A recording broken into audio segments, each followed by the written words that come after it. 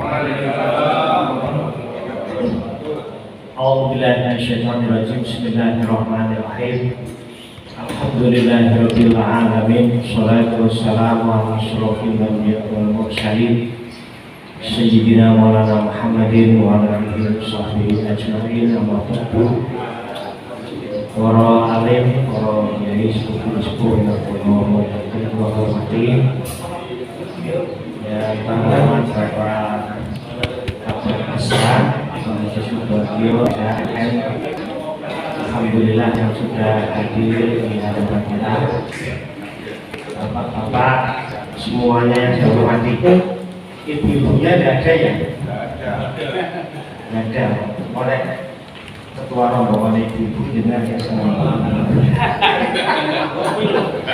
Ketua ibu-ibu dengan yang senang memperintah terus. Seperti itu.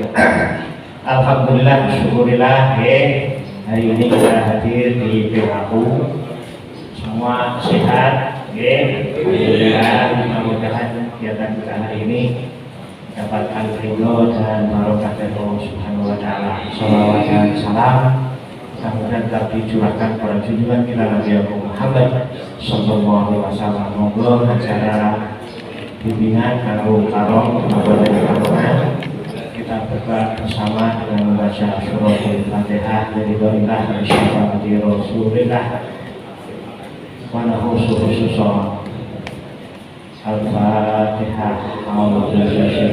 Bismillahirrahmanirrahim. Alhamdulillahirabbil alamin arrahmanirrahim maliki yaumiddin iyyaka na'budu wa iyyaka nasta'in ihdinas siratal mustaqim siratal ladzina an'amta 'alaihim ghairil maghdubi 'alaihim waladdallin. Amin. Bapak-bapak semuanya saya hormati, hari ini pertama kami mohon Pak Bagio selaku Kapolsek untuk memberikan materi kepada pimpinan terkait dengan persiapan karung dan karong. Oke, jadi nanti jenengan sudah dapat info. Insya Allah kita akan berada di kloter 39, 40 dan 41. Kemudian cadangan yang membayar pelunasan sampai 12 Mei itu sudah dimasukkan kloter, disepakati se-Jawa Tengah masuk dalam kloter 39, 40, 41. Jadi beruntung nih cadangan tahun ini. Cadangan yang melunasi sampai 12 Mei itu sudah masuk kloter Perawan Fresh. Saya masih usul ini Kanwil karena prosesnya sampai hari ini pelunasan tanggal 19 nanti sampai jam 15.00 jam 15 sore. Saya mengusulkan seandainya kuota yang diserahkan kabupaten ini ternyata ada kurang, saya masih mengusulkan untuk bisa dimasukkan yang pelunasan setelah 12 Mei. Jadi rasa area kabupaten lain dan usaha nanti ditambah dari kita, karena ternyata yang membuat pelunasi mulai tanggal 15 sekarang juga banyak, sudah ada beberapa seperti itu. Itu informasi awal yang insya Allah kita akan berangkat untuk kloter 39 jam 16.00 harus sudah di asrama haji Solo. Kemudian yang tanggal kloter 40 jam 0.88 tanggal 5 Juni harus sudah di asrama haji Solo. Kemudian yang kloter 41 itu harus sudah sampai di asrama haji Solo tanggal 5 Juni jam 09.00. Tapi yang kloter 41 ini hanya 7 orang saudara ini. 7 orang kita ambilkan dari cadangan.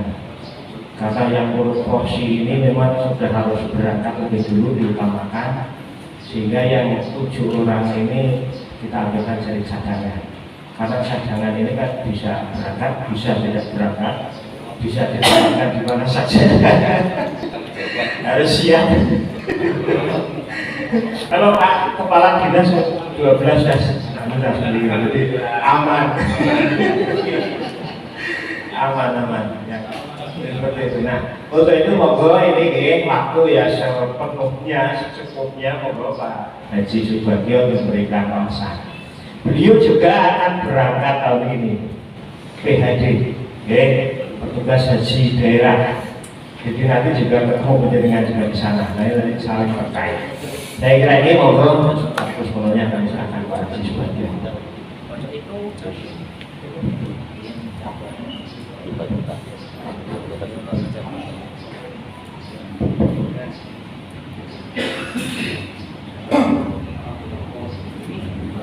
Assalamualaikum warahmatullahi wabarakatuh. Alhamdulillahirabbil alamin.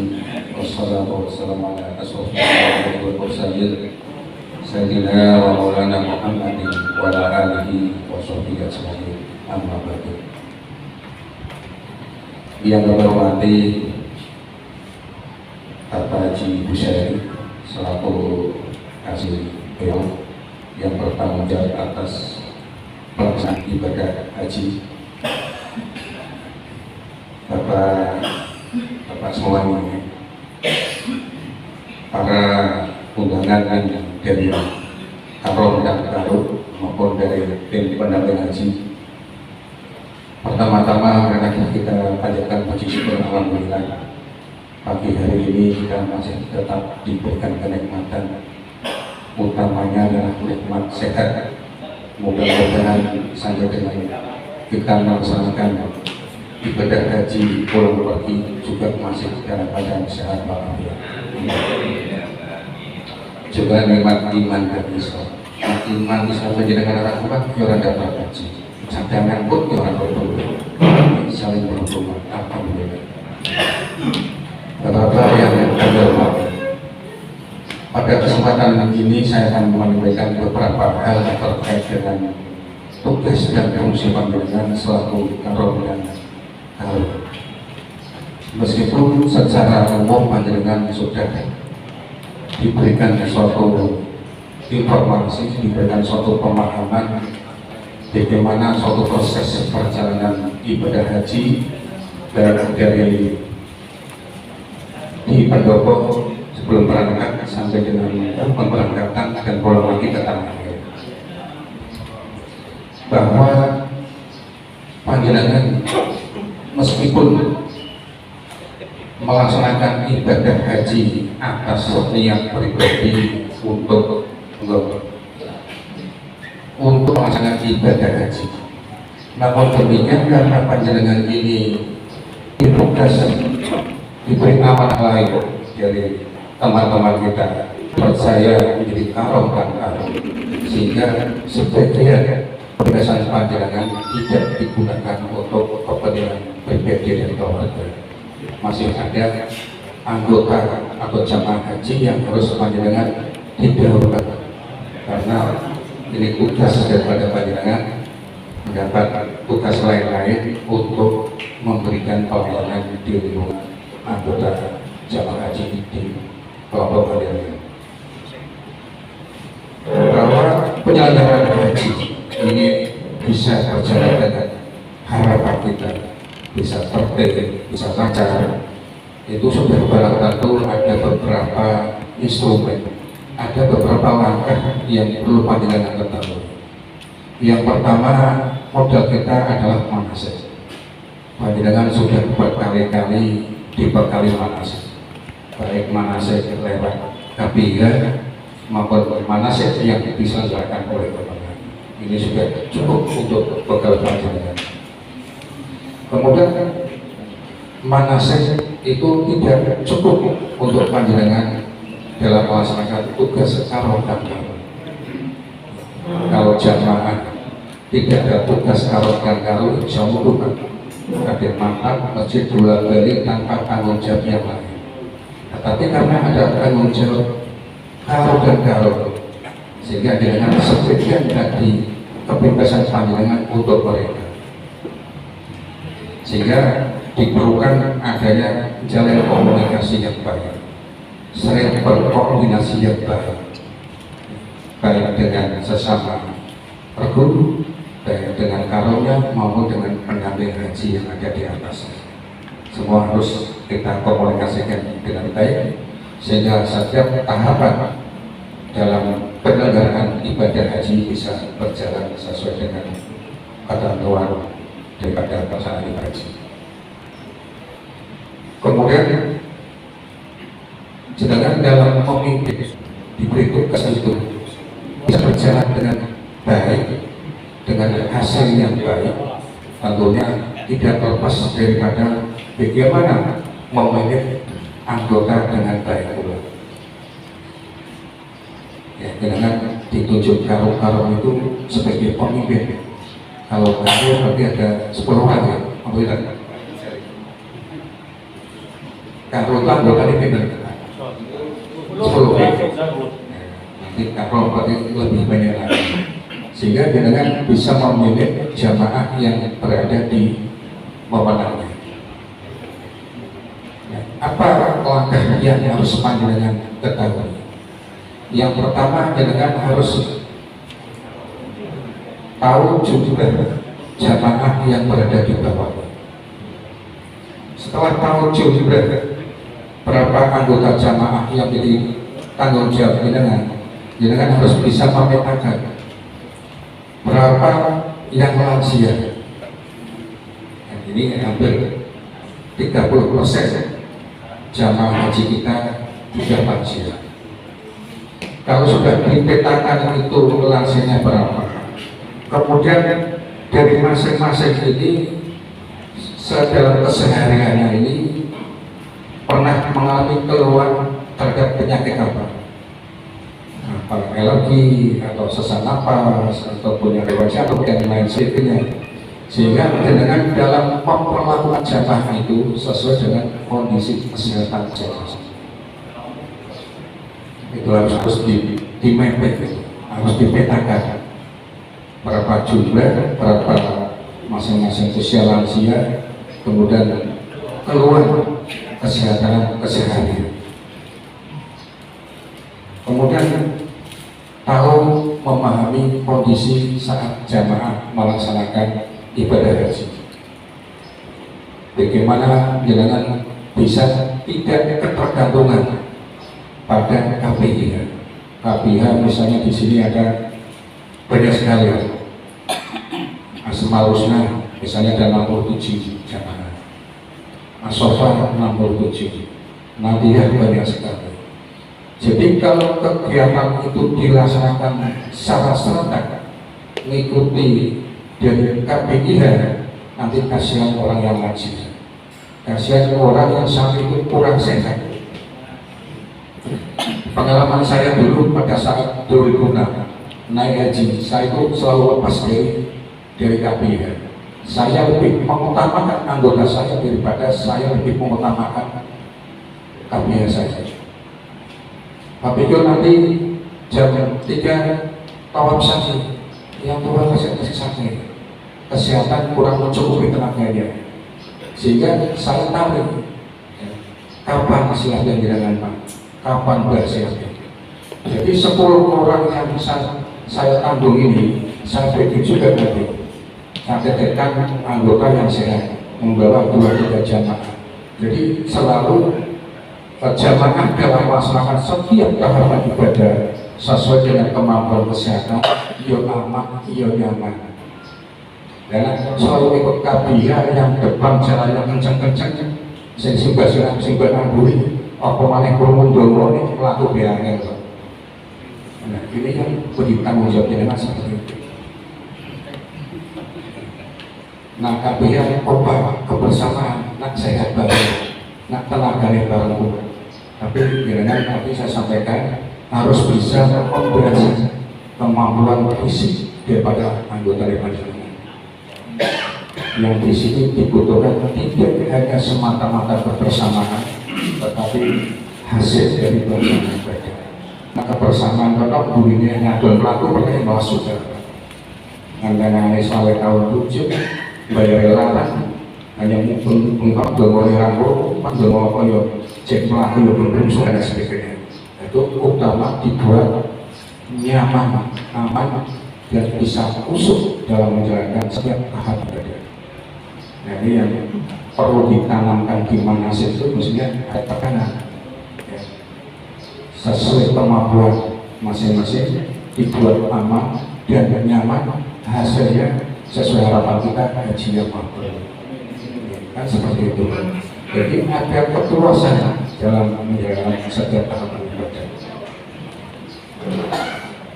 Kemudian tahu tentang tugas dan fungsi hampir sama, di mana setiap karo dan karo punya tugas yang sama, melaksanakan informasi yang berjenjang, memberikan dari karo itu melaksanakan informasi atau pengumuman-pengumuman apa yang harus dilakukan oleh karo atas dasar perintah instruksi dari pendamping haji. Kemudian dari karo pun ini juga melaksanakan perintah apa yang disampaikan oleh karo masing-masing di berjenjang, sehingga keberadaan karo dan karo ini betul-betul sangat dibutuhkan. Kenapa sangat dibutuhkan? Dan itu menjadi penting kemenang mengangkat karo dan karo, karena pendamping haji itu terbatas. Pendamping ibadah haji, pendamping pelayanan umum itu dan kesehatan terbatas. Sementara dari data yang masuk sudah ada 642 jamaah. Dilayani uang 15 yang mesti ada yang komplit. Sini belum selesai, di sana masih ada orang yang butuhkan pelayanan. Sehingga karo ini yang merupakan bagian dari para jamaah yang mungkin dalam keseharian bersama dengan jamaah, sehingga dipandang lebih dekat hubungan emosionalnya, lebih bisa memahami kondisi daripada masing-masing jamaah dalam keseharian, sehingga dibutuhkan adanya karo dan karo sebagai penyambung informasi, sebagai penyambung pelayanan di tingkat terdakwah. Sehingga kalau ada nanti di setiap karo ada tenaga kesehatan, orang yang berlatar belakang tentang kesehatan, bisa dari perawat, bisa dari bidan, bisa ikut dokter di luar pendamping haji, agar bisa memberikan pelayanan sementara sebelum ke atas, agar jamaah ini tetap terpantau kesehatan. Sehingga nanti kalau ada jamaah yang tahu tentang kesehatan dengan kewenangannya, wong ngurus, wong kuliah dengan mencatat guru tenaga kesehatan, soalnya kesuwen. Padahal sebelahnya dokter kan lebih baik hanya sebelah, baru kalau nggak ada obat dikoordinasikan dari karo dan karo kita ke pendamping kesehatan haji atau PRD yang penting kesehatan. Intinya itu biar pelayanan cepat diselesaikan saat itu juga. Jangan menunda-nunda. Kalau ada keluhan dari para jamaah sampai dengan mencari pendamping haji yang di situ mungkin masih keliling atau masih dengan pelayanan jamaah yang lain, tahu sekiranya itu masih bisa ditangani di sekitar monggo. Yang penting tidak melampaui batas kewenangan. Kemudian dalam komunikasi tadi dengan harus memahami jumlah, juga dibuat WA group, WA group antar kelompok dengan anggotanya. Kemudian di karo itu harus punya nomor HP di grup karo-karo yang berada di bawahnya. Kami pun juga harus tahu semua karo ini kita buat grup juga, sehingga informasi cepat terselesaikan ke bawah. Ini saling menyambung. Kemudian ya dalam kondisi tertentu, bayangan kita itu haji itu seperti itu. Padahal setiap tahun itu kan kasusnya selalu berubah. 3 bulan kemarin saya baru saya haji pasti berubah. karena tempatnya berbeda, tempat datang orang berbeda. Itu yang selalu kalau harus bisa mencermati kondisi saat itu. Saya harus apa, berbuat apa, komunikasi dengan siapa, itu harus paham. Pada saat 2006 itu terjadi haji kelaparan. Jangan mendengar haji 2006 itu haji terkenal haji kelaparan, karena sering terjadi keterlambatan. Kalau yang tidak peka mencermati itu, saya pastikan jamaah mesti kelaparan. Nah, saya itu dulu sampai gimana? Anggota tak suruh pos di tempat-tempat pembagian makanan. Jadi jamaah saya itu selalu pembagian makanan, saya kasihkan yang lain. Jadi yang lain kelaparan, dan anggota saya alhamdulillah tidak terjadi kelaparan. Karena apa? Bisa membaca situasi saat itu. Apa yang harus kita lakukan? Dan itulah fungsi panjenengan. Nah, jari kaki ya, ini proses doa ini nama panjenengan cukup. Karena kebiasaan. Begitu sampai ke sana, ternyata itu yang terjadi di Mina. Apa? Dan sehari makan sekali. Ya kan, terjadinya itu proses monoton. Pengalaman sing ini kurang pamanan. Kita antisipasi ya, ada perbekalan secukupnya. Dulu saya satu pangan mobil apa? Dulu bisa sendiri. Sebenarnya orang asal sendiri daripada orang asal. Itu mending kita mengisi daripada tidak terisi sama. Sambil mencari solusi-solusi yang lain. Jadi hal-hal yang demikian itu tidak atau jarang disampaikan secara kasuistis oleh KPH Panjenengan. Awalnya teori manasik kalau dibimbingan haji selesai. Jadi kasusnya itu kadang-kadang kurang tersampaikan. Kemudian dalam hal lain, karena Panjenengan ini juga mendapat tugas, ya, saya berpesan. Kalau salah umum, insya Allah dengan juga paham. Ada yang sudah haji, sudah umroh, juga berkali-kali bimbingan secara umum, ya itulah yang namanya haji. Saya pesan yang pertama, agar panjenengan bisa melayani jamaah ini dengan sabar, dengan ramah, jujur, ikhlas. Kuncinya itu, sabar, ramah, jujur, ikhlas. Jangan harus kesel, ingin melaksanakan sing luwih utuh, sing luwih komplit. Di situ ada jamaah sing santai, sing rada ngeyel kandhani. Nah, di situ ada tantangan panjenengan. Bagaimana memanage emosi panjenengan menjadi suatu amal ibadah yang baik. Wis kesel, panjenengan becik, orang-orang sing kesasar loro-loro. Pengalaman gue soalnya Pak, lebih baru Madinah, uang keserasan di luar ketemu Pak. Kita lurus seperti ini, saya kira juga Pak. Tapi karena itu kewajiban, ya harus kita lakukan dengan ikhlas, sabar. Aja buru-buru. Tapi itu belum ke Makkah. Jangan bingung boleh apa Pak? Mumpun bolak-balik saat lingkungan Madinah masjid. Nah itu tugas kamu. Antara lain seperti itu. Makanya perlu dijalin komunikasi. Sekarang sudah ada HP mudah. Saya ngomong kadang-kadang maka di jalan-jalan orang pamit ya, sering terjadi. Seperti kemarin umroh pangkit bareng-bareng terus mulai bisik orang ngomong Pak. Di luar orang tidak sebelah pas mau mengamar. Mulai. Ya itu jamaah seperti itu.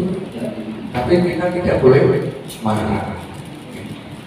Di sekitar Masjid Makkah mulai orang siji tekan bojone nangis orang beli bojo kurung ketemu terus kesel do beli-liren sing ora wis turun nang kamar apa kan suruh bilang mus protokol nang sulit. Nah, itu resikonya seperti itu.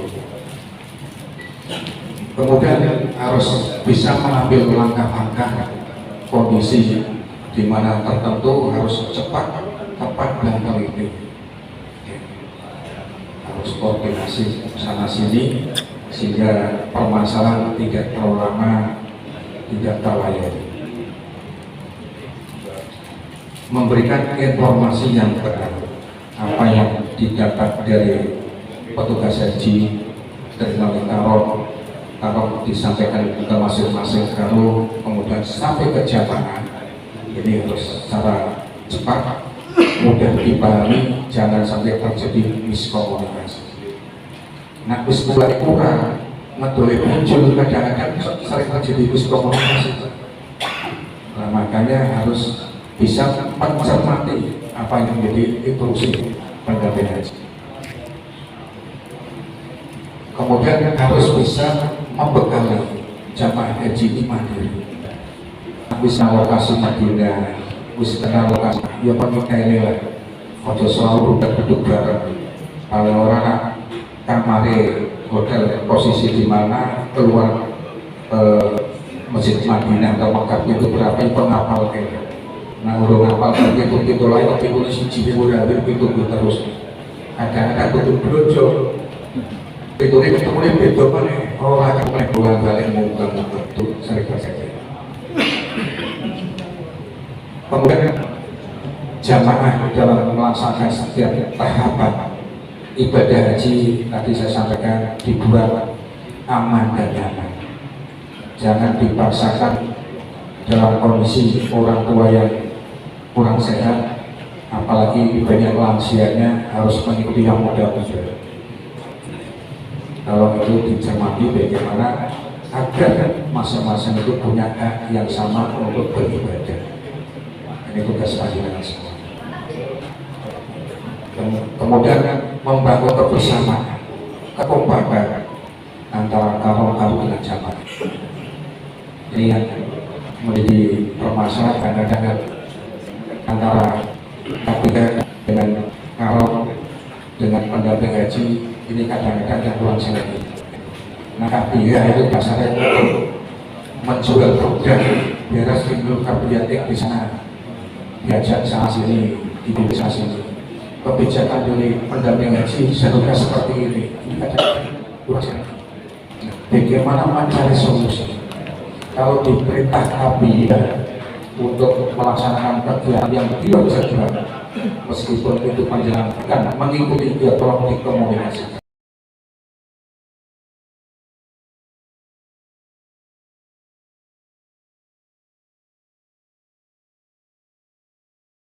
Pendamping haji dari PPHI, kemudian dari PHD, Karong dan Karung. Strukturnya kan itu strukturnya, bukan KPH Asmaul Husna, KPH Sofa dan sebagainya.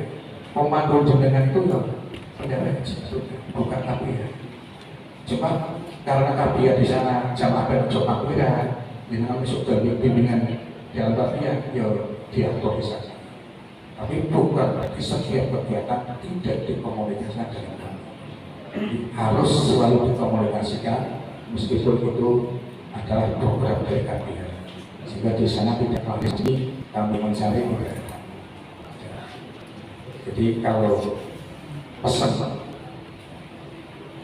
ya Menteri Agama itu ya, kalau yang diberi tugas pendamping haji tidak bisa memanage dan menimbulkan permasalahan dengan langkah di sana, lebih baik tidak bisa.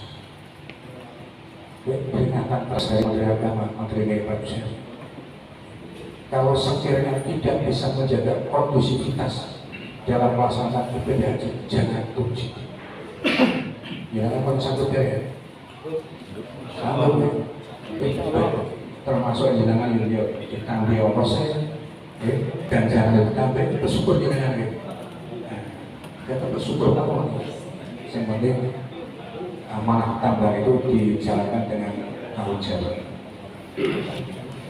Kemudian menegakkan disiplin. Disiplin apa yang kira-kira diperlukan? Yang pertama, disiplin untuk ibadah. Nah, sangatnya orang ibadah ke masjid harus berapa jam dilakukan dengan mantap yang agak jauh, terus bisa memperkirakan sendiri. Jadi disiplin dalam masalah ibadah.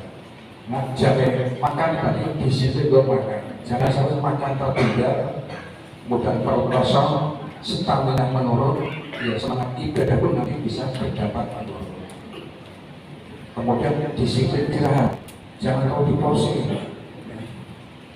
Apalagi sekarang masuk masjid haram itu harus makan ikhram. Tanpa makan ikhram tidak boleh masuk masjid haram.